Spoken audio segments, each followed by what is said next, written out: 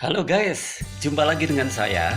Kali ini saya akan ceritakan tentang pembuatan studio musik mini studio dengan bahan limbah gergajian kayu dengan gipsum.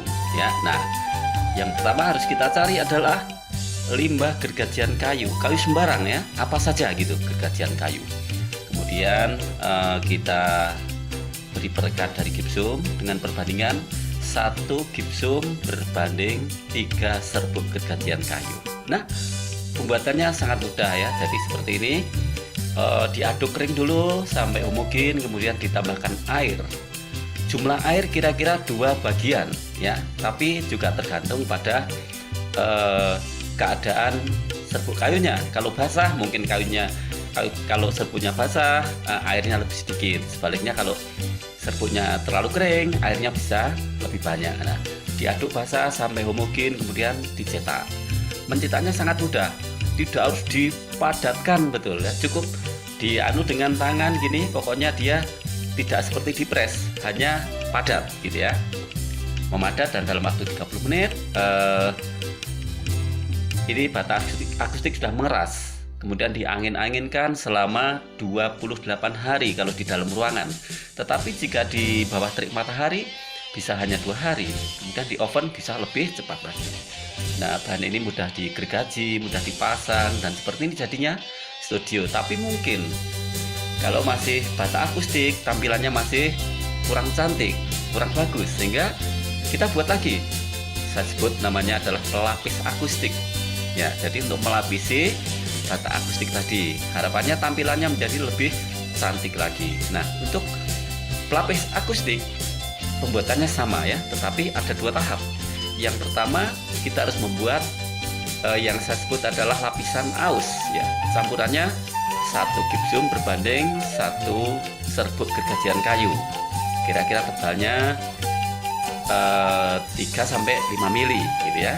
Kemudian setelah itu bagian bodinya atau bagian yang tebal perbandingannya sama, 1 gipsum berbanding 3 serbuk kayu. Nah, ini lapisan aus ya, perhatikan situ ya, mengaduknya ya sama, harus sampai homogen. Kemudian mulai menata cetakan. Cetakan itu terbuat dari silikon. Mengapa dari silikon? Supaya melepasnya mudah. Silikon itu untuk bentuk yang rumit, yang unik pun bisa gitu ya. Nah, kita buat dulu silikon ini sebagai pembantu cetakan pada bagian yang rumit, tetapi bagian yang biasa bisa kita gunakan aluminium gitu ya.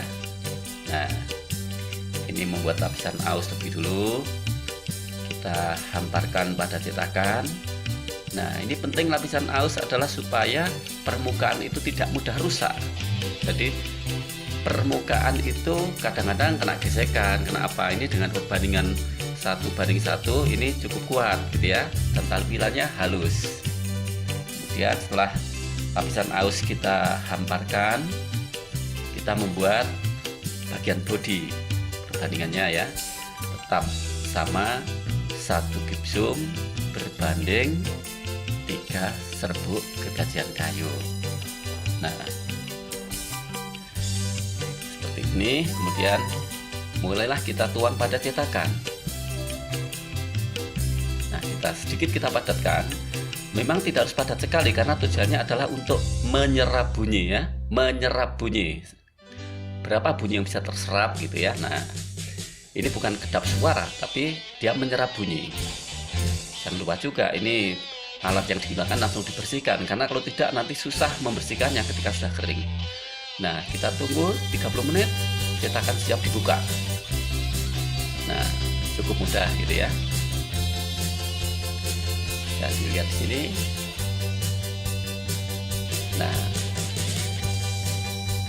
seperti apa cetakan dari silikon? Nah, lihat, itu mudah sekali. Bayangkan kalau itu dari bahan lain, tentu saja membukanya akan cukup susah.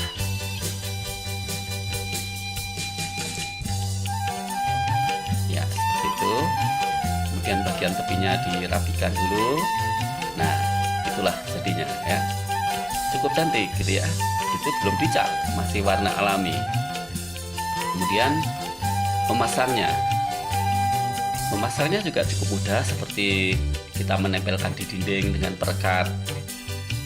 Tentu saja karena ini untuk tampilan keindahan harus dicari asnya, sehingga potongan di tepi-tepi itu sama kiri dan kanan gitu ya. Memasangnya seperti itu dengan perekat. Ya jangan lupa tegaknya, kerataannya. Adukan yang digunakan sama dengan adukan yang digunakan untuk bagian bodi. 1 gipsum berbanding 3 serbuk kajian kayu. Berapa tebalnya kira-kira? Ya 2 cm gitu ya. Boleh lebih tipis asal bisa memasukkan adukannya ke dalam. Nah seperti itu. Kemudian ditambah sekrup. Ada sekrup bagian-bagian tertentu gitu, misalnya jarak 1 meteran ada sekrupnya untuk penguat. Karena di studio itu ada getaran gitu ya. Pasti di studio nanti kalau ada suara musik yang cukup keras itu pasti bergetar, sehingga perlu ada penguat yang permanen.